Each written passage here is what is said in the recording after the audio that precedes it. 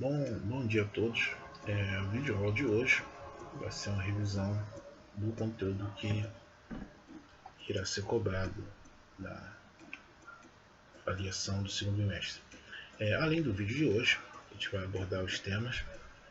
Não deixem de assistir novamente os vídeos dos conteúdos relacionados e lerem o material que foi colocado. Então nós vamos trabalhar habitantes do Brasil, diversidade cultural no continente africano, civilização do Egito Antigo, hebreus e fenícios. Vamos pela ordem do livro. O primeiro tópico que nós vamos trabalhar é os habitantes do Brasil. Como eu iniciei o vídeo, quando a gente entrou nesse conteúdo, novamente vem aquele questionamento sobre a questão do descobrimento do Brasil. A gente não pode usar esse termo porque aqui já existiam pessoas nativas da terra como o termo que é utilizado.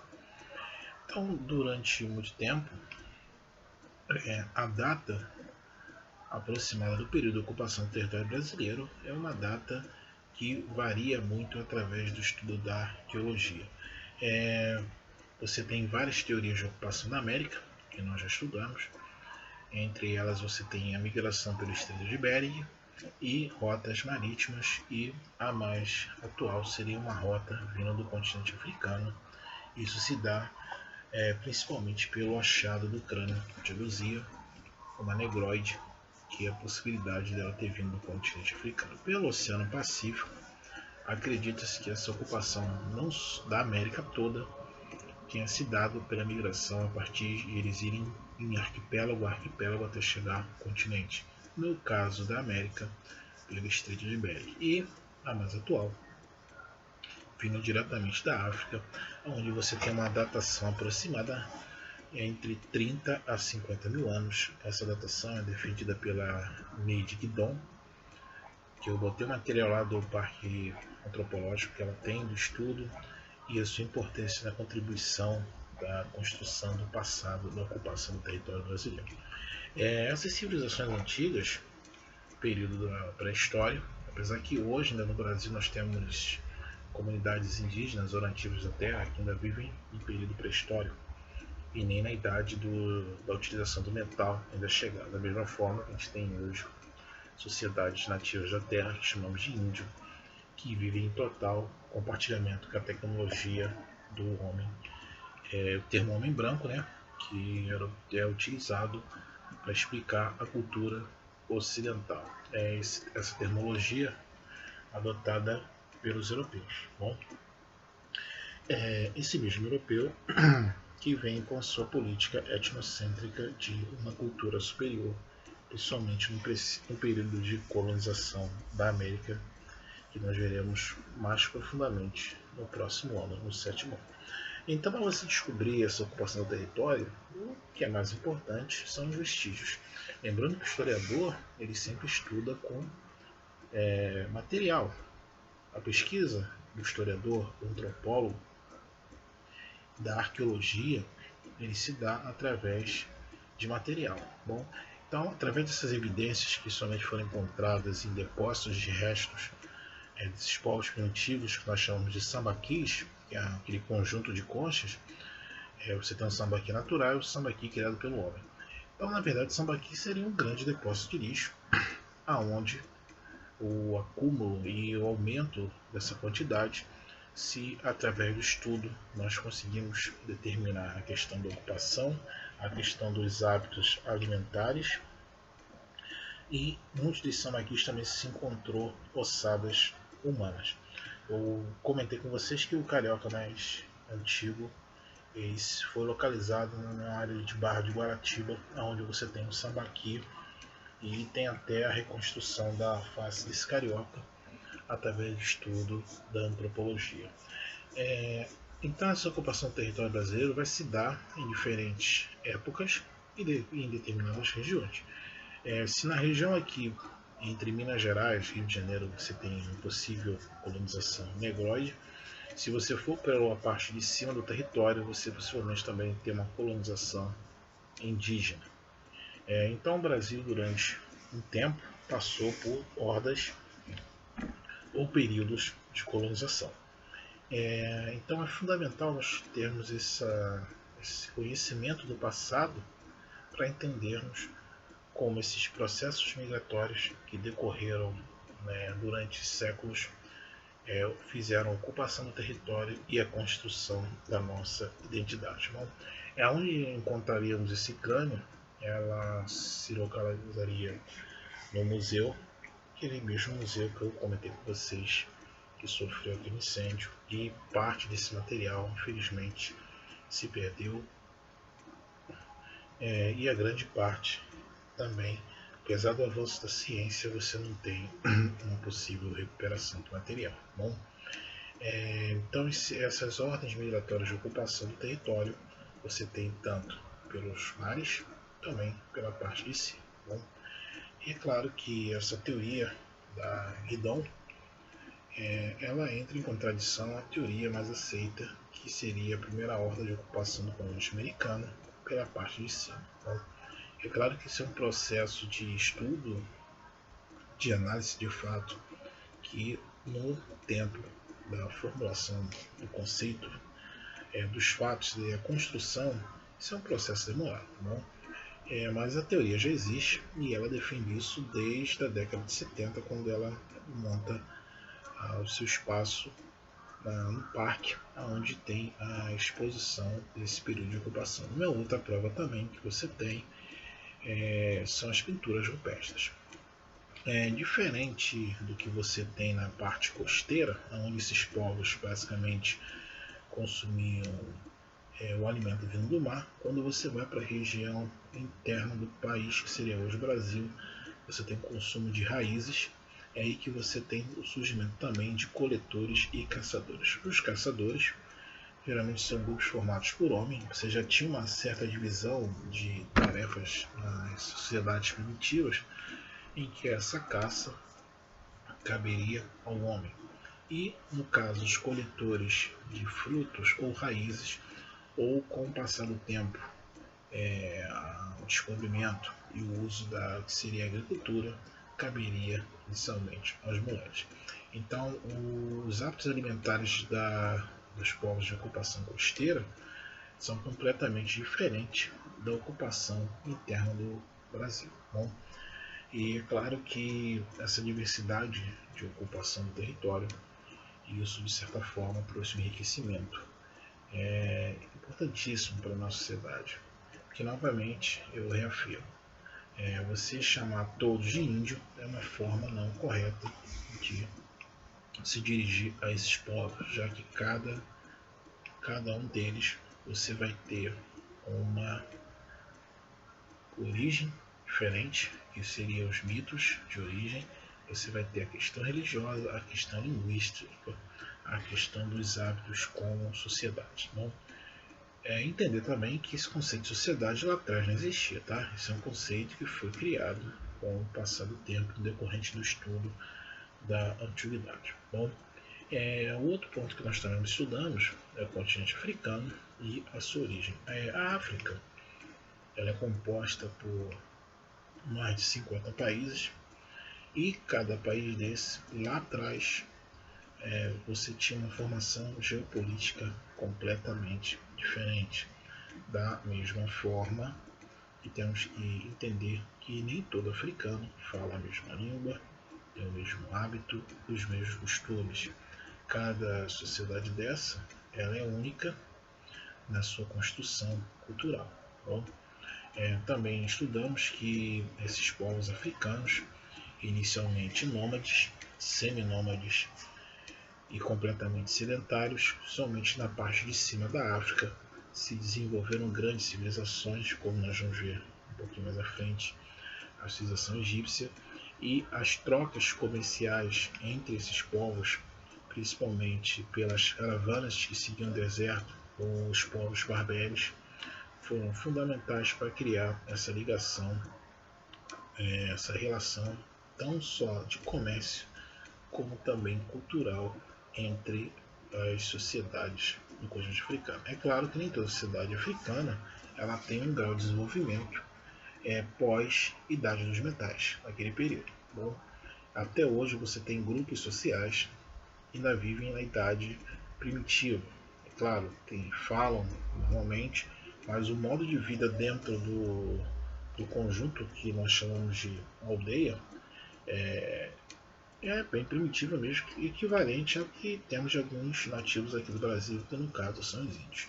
Só que, infelizmente, durante muito tempo, você vai ter uma visão europeia do continente africano, que é uma visão etnocêntrica, aonde, durante muito tempo, infelizmente não existem pessoas que ainda creem nisso, a Europa foi considerada o berço da cultura e o processo de colonização que o continente africano irá passar, que resultará em uma diáspora, em que você vai ter uma forte migração contra a vontade desses africanos para o continente da América, num período que nós chamamos de escravidão. Bom, então, com esse pensamento que a Europa seria o centro da civilização, você tinha esse pretexto de desculpa no processo de colonização, que vai se dar através de um processo de expansão marítima comercial.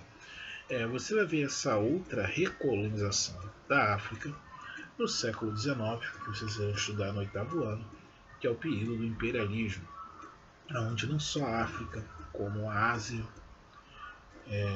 parte da Oceania, ela vai ser dividida entre os países europeus com uma justificativa de levar, abre aspas, a civilização aos não civilizados, fecha aspas. Então esse processo que nós observamos no estudo desse modo interfere diretamente na cultura desse continente, hoje que nós chamamos de África. E entre as contribuições que nós temos desse continente africano, você tem tanto a cultura, a questão da arte, a questão da música, a questão da culinária. Esse negro que ele de forma contra a sua vontade é trazido para o continente americano, Brasil, que recebeu a maior quantidade desses escravos, seguido por América, Estados Unidos, inicialmente colônia inglesa, britânica, depois que a sua independência se torna Estados Unidos, e o restante do continente americano. Então a maior concentração desses negros entre o Brasil e Estados Unidos hoje. E a função deles aqui foi, no caso aqui do Brasil, substituir a mão de obra indígena. Vamos entender que o índio na cultura indígena, lembra que eu falei lá anteriormente de coletores e caçadores? A função do índio na sociedade nativa do homem é a caça. A extração de mexer com a terra, isso é uma função dada às mulheres. Então o índio, o homem, no período em que Portugal começou a colonizar o território, começou a utilizar a mão de obra indígena através do escambo, que era a troca de serviço, de retirada dessa madeira por algum objeto, a gente chama isso hoje de bugiganga, não era bem aceito na cultura indígena, somado à entrada dos jesuítas, que falavam que os índios poderiam ter a alma salva diferente dos negros. Então Portugal muda a mão de obra indígena e automaticamente começa a trazer esse negro para o Brasil a partir de 1530. Tem uma divergência de data. Entre 1530 em diante chegam os primeiros navios com negros aqui, eles chamados navios tumbeiros. E uma coisa interessante de se pontuar, que esse negro que chega aqui no Brasil, ele é misturado, tá? Lembra que eu falei para vocês que a África não tem só uma língua, não existe só uma cultura? Isso está lá no vídeo anterior, mas vamos relembrar isso aqui. O último estudo que se tem em algumas regiões da África, em um único estado que hoje é um país, você tem cerca de 200 dialetos. Então você falar que a África tem cerca de 5.000 dialetos, isso é um chute, já que você tem essa grande diversidade cultural. Isso vai se dar também na religião. Então o que os portugueses faziam? Eles, não só portugueses, holandeses, ingleses, eles pegavam essas etnias africanas, misturavam com línguas diferentes, costumes diferentes. Isso era uma forma de dificultar a fuga desses escravos. Eles eram trazidos contra a vontade para o território espanhol, território português, futuramente território inglês, território francês, já que a França também tinha território aqui. Foram usados largamente na plantação da cana-de-açúcar, na extração do ouro, que é a parte mineradora. Bom, Estados Unidos, plantação de algodão. Se desce aqui para o Brasil, cana-de-açúcar, ouro, borracha, que é latex, e o último grande eixo da economia entre república e monarquia, a produção de café, e uma parte também na pecuária, que era a criação de animais.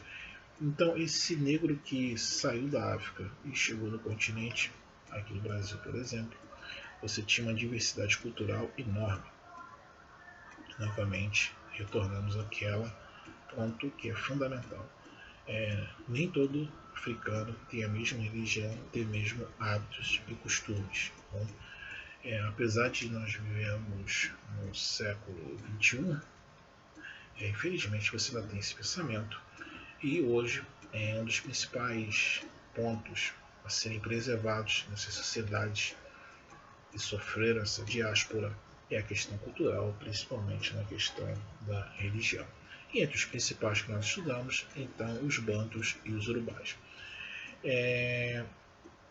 No conteúdo que eu trabalho essa parte, eu botei uma listinha ali das principais divindades, somente dos bantus e dos urubás, que são os elementos da natureza. É interessante nós estudarmos, olharmos sempre sobre isso, para nós termos um conhecimento e formular esse pensamento que, independente da crença que nós tenhamos, esses povos têm os seus mitos de origem, como nós também, dependendo da nossa crença, também temos o nosso mito de origem. Bom, da mesma forma, nós temos que entender que essa cultura ela deve ser respeitada e preservada da mesma forma que a nossa cultura também em qualquer outro canto do planeta.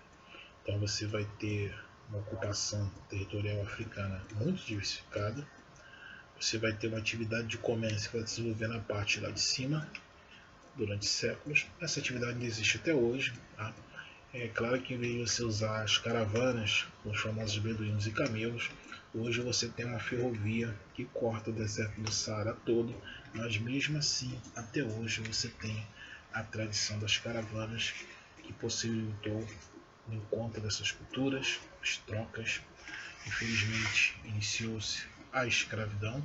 Uma coisa a se pensar também que não foi o português, não foi o espanhol, não foi o holandês, nem o inglês, francês ou qualquer outro estado europeu que inventou a escravidão no continente, coisa que já existia muito antes da chegada do europeu. Bom, nos dois processos, a servidão, onde você praticamente presta serviço a alguém por algum motivo, em determinado tempo você se livra dessa obrigação e vai embora, diferente da escravidão, onde você é obrigado a ficar e você não tem nenhuma liberdade. Bom, e esse processo de retirada, de migração forçada, juntamente chegando ao Brasil como o restante todo da América, nos trouxe um enriquecimento cultural que vai desde a religião, da culinária, da música.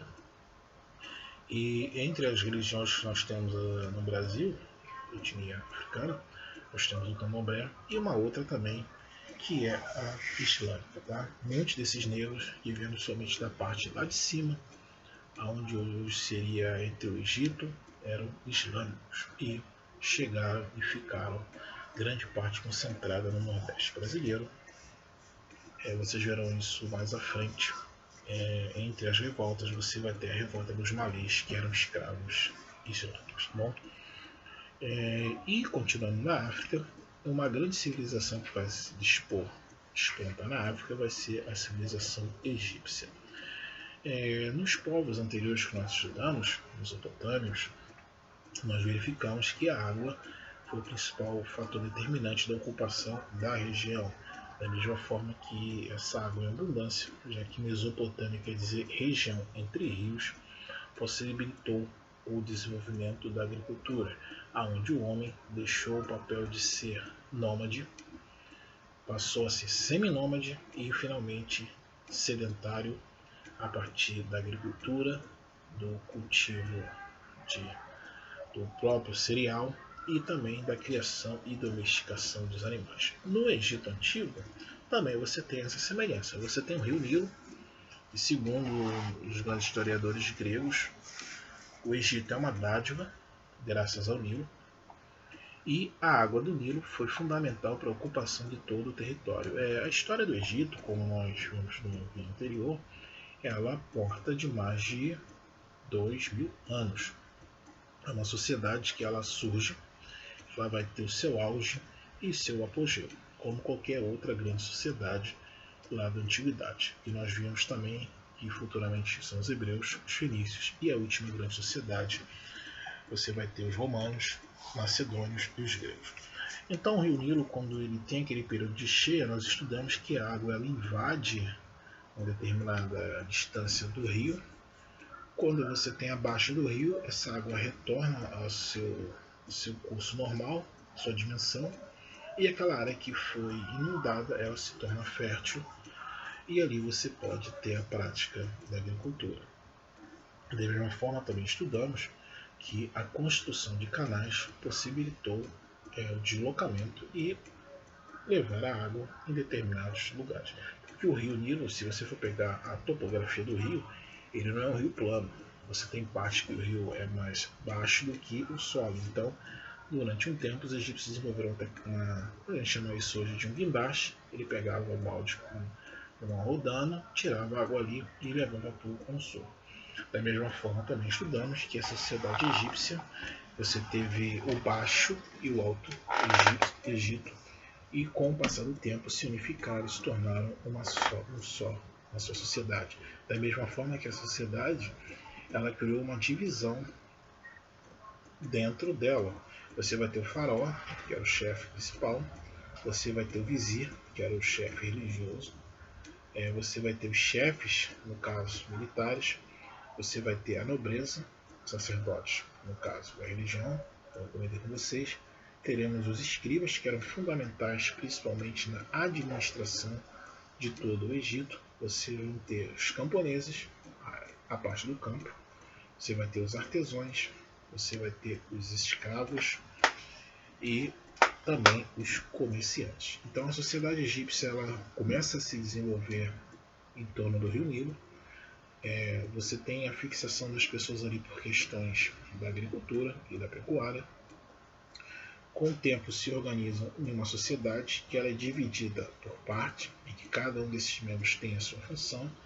É uma sociedade que dificilmente você vai ter uma mudança de status tanto para cima como para baixo, já que você tem o faraó e os seus parentes como nobre.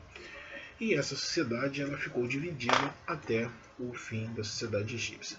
Nós tivemos aproximadamente mais de 15 dinastias e cada dinastia dessa teve uma contribuição na formação tanto política, econômica e social do Egito, onde você tinha os famosos faraós e as famosas rainhas. Entre a mais famosa e conhecida, você tem a Cleópatra do Egito. Bom, eu quero que vocês também entendam que essa sociedade egípcia ela era politeísta. Você tinha a crença de vários deuses, você tinha esses deuses em muitas figuras intercalando entre homens e animais. Você tinha também um processo tanto religioso, que seria a volta aos mortos, e isso se dá pelo processo de mumificação, onde aquele corpo ele é todo preparado. E na concepção da religião egípcia, esse processo de mumificação levava em torno de 70 dias. Tudo que você fez na vida seria pesado numa balança. Então você teria retorno se você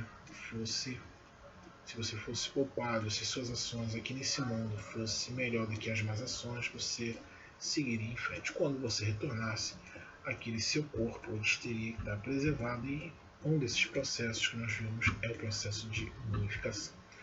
Entre as pirâmides, que são aquelas construções com mais de 2.000 anos, acho que eu expliquei para vocês que são uma das poucas construções do homem, feita pelo homem, que é visto da Lua. A função da pirâmide era guardar aquele corpo de forma a preservá-la. E uma pirâmide daquela não era construída de uma hora para outra, principalmente há cerca de milênios atrás. Não?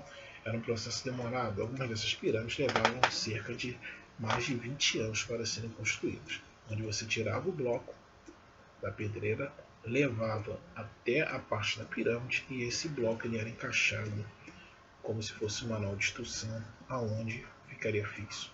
E as pirâmides não usam cimento, tá? O que segura aqueles blocos é simplesmente o peso de uma peça com a outra.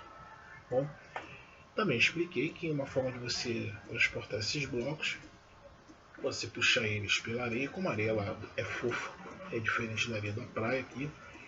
Uma técnica usada era você molhar essa areia, então os escravos iam puxando, levava-se até lá, subia-se embaixo, encaixava a pedra e essa pedra ela já vinha cortada da pedreira. Então, nas pirâmides de Gizé, Quéops, as 3 principais pirâmides, logo ali do lado você tem uma pedreira que com certeza serviu de matéria-prima para a construção. E também nessas pirâmides, em torno dela você tem cemitérios onde esses trabalhadores eles eram sepultados. Trabalhadores escravos.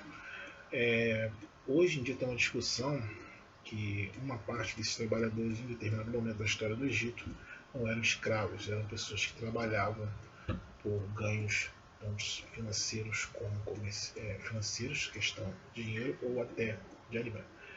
E a sociedade egípcia também ela passou a ser conhecida pelo seu autoconhecimento na ciência. Os egípcios já usavam álcool para questões de limpeza,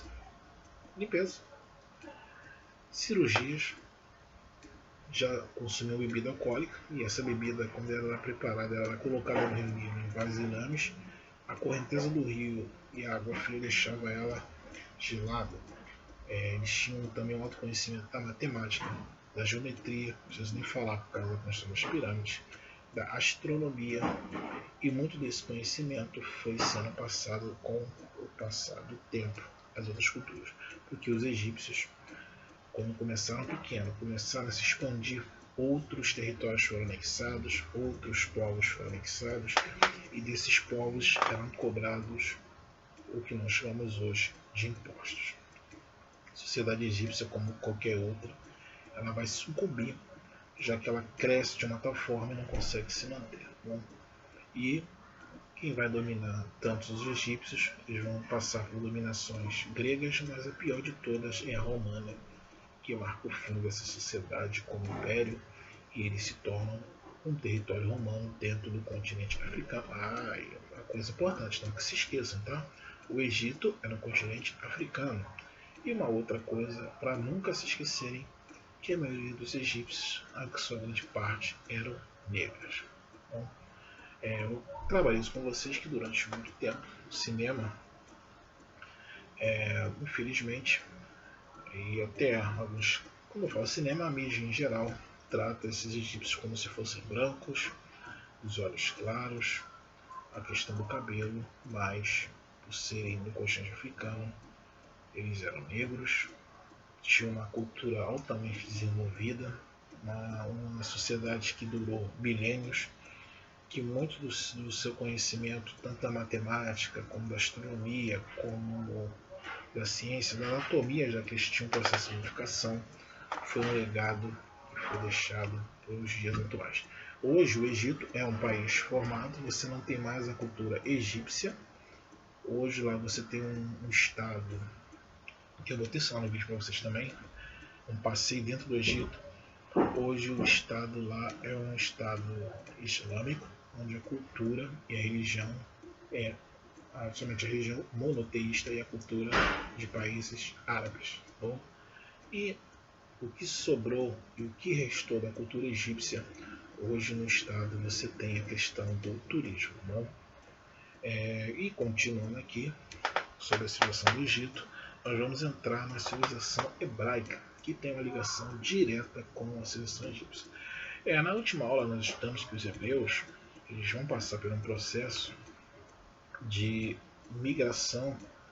Isso vai decorrer tanto do que seria a terra prometida de Canaã, ao cativeiro da Babilônia e ao Egito como escravos, retornam novamente a Canaã, depois são expulsos e só vão ter o seu território reconhecido no século XX, que até hoje você tem uma disputa. O povo hebreu, religião, em alguns períodos, isso é até uma discussão politeísta. Com o passar do tempo, a unificação dessas tribos, você vai ter o monoteísmo, e entre esses profetas você tem aquela visão que eu já expliquei para vocês do que seria a terra prometida, que seria Canaã. Da mesma forma que é do povo hebreu a base da religião cristã, que você tem tanto igreja católica, igreja ortodoxa e as igrejas protestantes, que aqui no Brasil chamamos de igrejas evangélicas, é também a base da cultura da religião islâmica. O Deus hebreu é o mesmo Deus cristão e o Deus islâmico, que se chama Alá, também é o mesmo Deus do hebreu.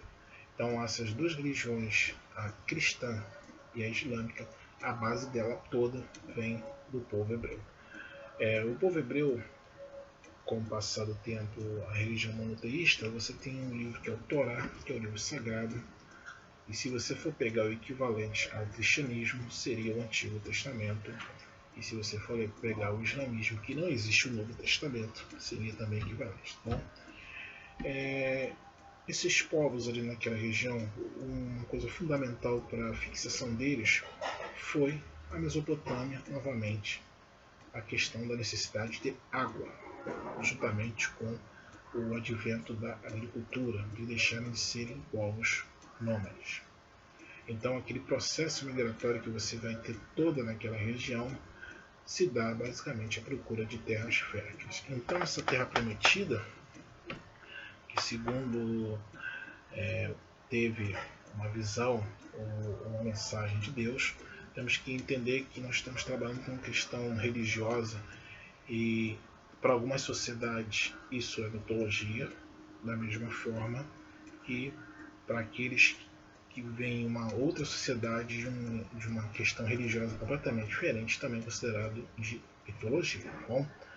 Então, quando eles teve essa visão, as tribos de Judá, em que você vai ter essa terra prometida a Canaã, ali você vai ter uma questão que aquele território já era ocupado. Então, esse período de ocupação, como eu tinha comentado com vocês, é um período conturbado de guerras, da mesma forma que essa sociedade também, você tem uma formação em que o homem é o chefe familiar e o chefe da tribo, dessas tribos, você geralmente tem um ancião, que é o mais velho. Então quando eles chegam naquela região ali de Canaã, a região já estava ocupada, você vai ter conflitos ali durante décadas de ocupação. Depois eles são dominados, uma parte vai para a Babilônia, separando da segunda parte, eles são libertados pelos persas, onde o cativeiro da Babilônia acaba, é ali que já começa uma questão de divisão daqueles que se deixaram influenciar pelo domínio de outras culturas e daqueles que tentaram manter, de certa forma, as raízes culturais do povo hebreu. Quando o cativeiro da Babilônia termina, eles voltam para a terra de Canaã. Novamente, você vai ter conflitos e são convidados a entrar no Egito, graças a um dos seus filhos, que eu já expliquei no vídeo anterior, por ele ter esse respeito do faraó. Olha a sociedade egípcia aí de novo, né? Por eles terem esse respeito, por ele contribuir na administração da sociedade egípcia, os hebreus eles entram inicialmente como convidados e séculos depois se tornam escravos dessa mesma sociedade. É daí que nós temos também a origem da história bíblica de Moisés, príncipe do Egito, que ao descobrir que foi deixado em um cesto e sua mãe, a forma de livrar do mando de Nefertes, que mandou executar todos os homens, principalmente os primogênitos do Egito, os homens no caso, foi acolhido pela família real, foi criado como um príncipe do Egito e, ao descobrir sua verdadeira origem, ele foge e, juntamente, ele retorna e vem libertar o povo hebreu do domínio do povo egípcio, onde você tem a história da passagem bíblica da abertura do mar, a travessia do mar e as pragas do Egito. Eu acho que eu comentei com vocês que eu ia botar um documentário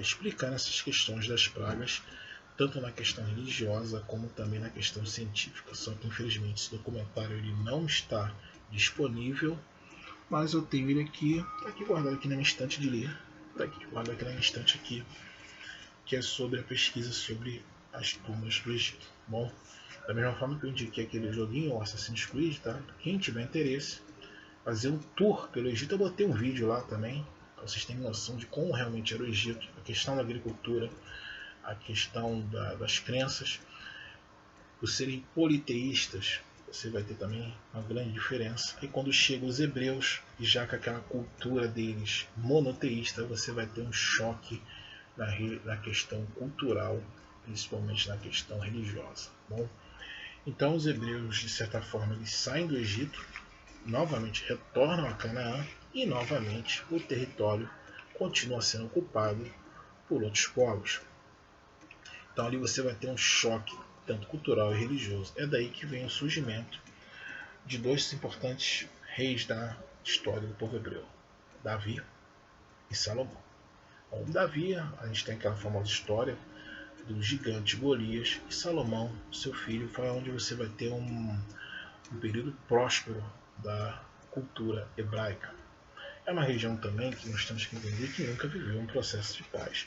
Que depois dos hebreus terem dominado grande parte, você vai ver a chegada do Império Romano, e quando chega no ano 70 depois de Cristo, você vai ter a diáspora, que no caso os romanos irão expulsar todos os hebreus, totalizando a grande maioria, e eles se vão espalhar pelo mundo todo, chegando aonde hoje é a Europa daquele período. E a cultura hebraica, apesar de eles perderem o local deles, que segundo a crença deles religiosa seria a terra prometida, a cultura hebraica continuou viva. Foram perseguidos duramente, somente na Europa, pela Igreja Católica, por reis cristãos. Muitos desses hebreus fugiram da Europa e vieram parar no Novo Mundo, que é a América. Muitos deles se diziam cristãos convertidos, mas era uma forma de escapar dessa perseguição. Durante muito tempo também, tudo que de mal, alguma mazela que acontecia na Europa, colocava-se a culpa nos judeus. Isso vai desde a peste negra, e eu já falei isso com vocês e botei o material lá também. Quando entramos na Segunda Guerra Mundial, que vocês vão ver no 9º ano, você vai ter os campos de concentração, aonde o nazismo, na década de 30 do século XX, tentava explicar a sua crise econômica através, culpando não só judeus, como homossexuais, afrodescendentes, e com aquela história aí a gente volta lá para o etnocentrismo, aquela história de cultura superior e raça inferior que não fosse o alemão, ou aquela raça que eles chamavam de ariano. Bom, então você vai ter esse processo de migração, e no final da Segunda Guerra Mundial, quando você teve a reunião da ONU, eu expliquei também, graças ao Brasil, que abre essa conferência, é criado e é separado o Estado de Israel. Só que aquela região continuava sendo ocupada por outros povos. É claro que depois da Segunda Guerra Mundial, até os dias de hoje, é uma região conflitosa, onde você vai ter conflitos, questões morais, questões religiosas. Você vai ter ali a questão do fanatismo religioso, tanto do lado judeu como do lado árabe. E no meio dessas duas religiões você tem o cristianismo ali também. Bom, lembrando que o islamismo e o cristianismo, a base da religião é hebraica. Bom, e os hebreus quando retornam à sua terra no século XX, até hoje aquele espaço ali é disputado de forma militar, com interferência do mundo e, como se falou durante muito tempo, ali é um barril de pólvora, já que os judeus, os hebreus, eles estão cercados. Todos os países em sua volta são países islâmicos e a grande maioria não aceita a ocupação daquele território. E uma última sociedade que nós vamos estudar, Fenícia. Fenícia, se formos pegar, fica lá no finalzinho, lá como eu expliquei a vocês no mapa Mediterrâneo. E é uma sociedade que, diferente da egípcia, diferente da civilização da Mesopotâmia, diferente também dos hebreus, eles eram banhados pelo mar. Só que o mar não é doce, né? Aquele ali, né? Pelo que se sabe, não é doce. E a questão também que era preocupante, que o solo ali naquela região não era muito fértil. Então a sociedade vai se desenvolver a partir de trocas comerciais e o desenvolvimento do que nós temos hoje, que seria uma marinha mercante. Então esses produtos, você tinha essa transação de comércio a partir desses barcos. Essa sociedade fenícia, ela desenvolveu o que nós temos como o alfabeto, que foi fundamental para as trocas de comércio. Esse mesmo alfabeto, foi a base da nossa escrita, consoantes, vogais, aprimorado pelos gregos e incorporado pelos romanos, que ocuparam a região de onde hoje é a Península Ibérica, que futuramente se forma o Estado de Portugal, que coloniza a América, criando uma colônia que nós hoje chamamos, depois se torna independente, de Brasil. Então você vai ter uma sociedade costeira, a base da economia vai se dar através de rotas comerciais, a necessidade de se criar uma língua comum, universal. Hoje a língua universal para a prática de comércio é o inglês. Não é a língua mais falada do mundo, mas nas transações comerciais se usa o inglês. E você também vai ter uma religião politeísta, onde você vai ter crença em vários deuses. Essa mesma sociedade, ela desenvolve essas rotas comerciais que futuramente serão dominadas pelos macedônios, gregos e, por último, pelos romanos, que através dessas rotas vão continuar a prática do comércio e uma base que nós vamos ver um pouquinho mais à frente de uma sociedade que é escravista. E entre esses produtos comercializados, você vai ter o azeite, você vai ter a questão de tecido, a cor púrpura, foi criada também por eles, a questão do processo químico, que era uma cor usada somente pela nobreza pelo seu alto custo financeiro. Então, dessa sociedade politeísta, uma das grandes contribuições é o alfabeto. Uma base daquele alfabeto que era usado em trocas e, com o passar do tempo, se transformou o que nós usamos hoje como língua não só escrita, somente a questão das consoantes e das vogais. Por isso que teve aquele trabalhinho que eu pedi vocês voltarem lá, vocês escreverem o nome no alfabeto fenício. E ficou show, tá? Gostei muito do resultado do trabalho. Se a gente tivesse em sala de aula, a proposta seria um pouco diferente. A gente iria expor isso daí em sala, para vocês terem noção como tanto a cultura egípcia como a cultura hebraica, a cultura fenícia, contribuiu para o que nós temos hoje de desenvolvimento da humanidade. Então não deixem de assistir os outros vídeos, não deixem de reler o material relativo ao conteúdo. Dúvidas, postem no espaço digital e até a próxima aula com um novo conteúdo.